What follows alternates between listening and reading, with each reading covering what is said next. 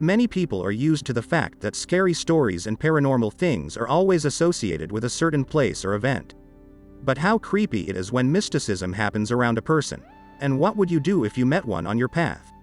So let's soon hear from our narrator. I'm only 20 years old. Yes, I'm young, somewhat naive, and I have little life experience. But recently fate has thrown up such a task, which hardly anyone was lucky enough to solve. And it all started with getting married. There is no mysticism or the supernatural. The story is like all girls, beautiful and romantic. We met back at the institute. We studied together in the same class. Beautifully wooed and, we can say, fell in love with himself. Because I did not like him at once. I am a local, urban girl, and my beloved was from a small town. I will not write the name. There are a lot of such settlements around the country. Only his mother lives there. He does not remember his father. So we got down to preparing for the wedding. And the weird thing is, my family didn't like him. Mom took one look at him and flatly refused to give her consent. She said he had a doomed look on his face. I don't know what that means. She can't explain it herself. It's just the way she sees it. And her father doesn't like him. I never noticed anything so strange about my parents before. But when you love, you go against your family. Then again, who listens to their parents when they're young? It took me a long time to prove to them that we love each other, until she still agreed to our wedding. We began to prepare for the festivities. Our work is modest, so we decided to have a wedding without pomp. Only one condition put: she wanted a wedding dress, which clearly did not correspond to our budget. Consider it a girlish whim. But every girl has a certain dream for such a day, and from mine I was not going to give up. Let it may have seemed strange. As now I remember that conversation about the dress. And he agreed so easily, because he loves.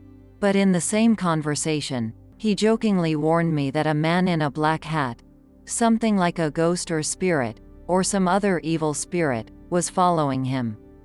And supposedly, whoever communicates with him for a long time, he begins to see him, too. And then it's up to him. And asked if I was ready for such a development. He did not say exactly what would happen. Yes, and told a terrible story in a joking manner, as if just a terrible story, which I forgot the next day. And, of course, I agreed to such a legacy of the groom in addition, in jest naturally. I didn't expect it to start after such a conversation. Namely, here you are standing in your room in the evening and going to turn off the light. You flick the switch, and at the moment when the light changes to darkness, you see out of the corner of your eye an incomprehensible flicker that shouldn't be there. It's like a blur. When you turn on the light, the same thing happens again. It is as if something is hiding in the boundary between light and dark that you do not have time to see. I kinda blamed it on eye fatigue. And I soon got used to it. I didn't even pay attention to it. Although every time the phenomenon became more evident. I forgot to mention that this whole thing started when we moved in together. I remember clearly the night when I could see exactly what was hiding in the dark. Outside the window a snowstorm howled, throwing handfuls of snow at the window, as if someone outside was scratching at it. The wind cried out with a high-pitched whine. The atmosphere was like the event. And I am alone in the house. I turned off the light, and the moment the bulb went out, I could see the black silhouette of a man in a raincoat and a black hat in the room. He looked angular, as if he had been cut out of thick black paper. I cried out in surprise. I turned on the light, but no one. And then it went on and on. After a while I began to notice a man in a black hat out of the corner of my eye, not only when I turned on or off the light, but also just in dark places. He could be looming in the car that was parked next to mine. He could be seen in the movie theater in the next row. He could even be standing in the depths of a dark alleyway. Black on black is hard to see, but if you look closely. I always noticed an angular figure in a nasty hat with sides. Of course, she never told anyone about it, especially her chosen one. But I became nervous and depressed. Because I began to feel that every time I noticed a ghost, or whatever it was, closer to me. The most remarkable incident happened in a freight elevator. I was riding with my fiancé, and something went wrong. The light blinked for a second, and I saw behind Alex, a black, ominous figure.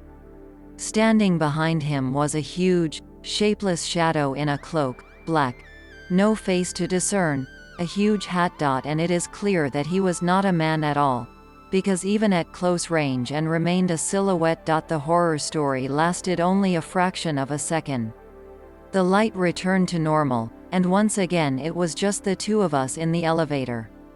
But then she threw the grocery bags on the floor and burst into tears. Alex can't understand what happened. I told him everything in the elevator. And he reminded me of that joke conversation, when we were discussing my wedding dress. After that I even shouted louder than out of fear. I said all that I thought about him.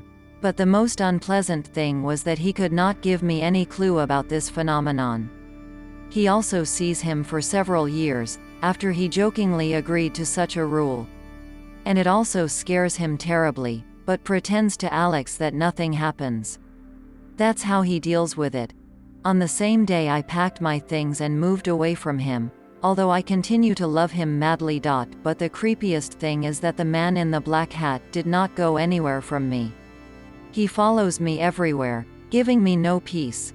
And every time I see him closer and closer to me. Subscribe to the channel, there will be many more interesting things.